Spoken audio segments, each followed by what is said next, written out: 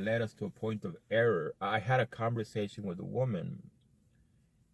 She identified herself as a Christian, and she started talking about how much she was enjoying the Christian life, and that she had been a widow for 10 years, and she met a man, and instead of, taking the time to know the guy and doing things the godly way, she started to live with him, and outside wedlock. This is what she explained. I didn't ask. She told me, and then she told me that now they're married through the government. The civil, what's called a civil marriage, and it was obvious that she was sad. It was obvious she was not enjoying her Christianity. She's not enjoying her God. And she told me she went somewhere and somebody told her that the reason that she doesn't feel the Holy Spirit, that there's a reason that there's distance between herself and the Holy Spirit, is because of the life that she is living. And as long as she's in a life of sin,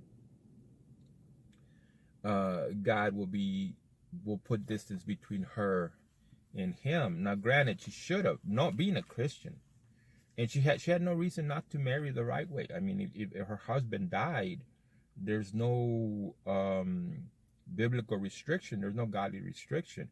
Jesus Christ said, except for adultery, one cannot remarry. And that, and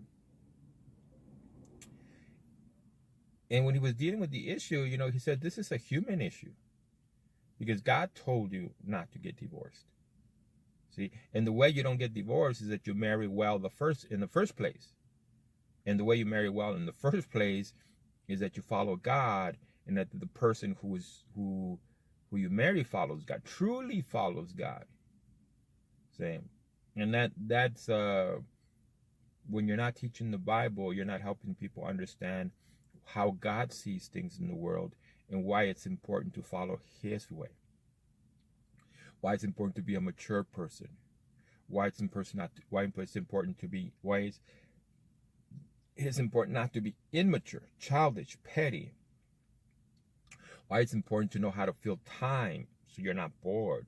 See, a lot of neediness from a wife towards her husband comes from the wife not having her own life. God has a purpose for everybody, men and women. Saying it's not just men that get to go to work and study at a university, have a career, lead a church. God has a purpose for everybody.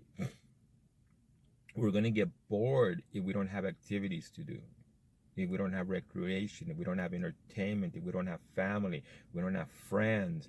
And all of that has to be done under the guidance of the Bible.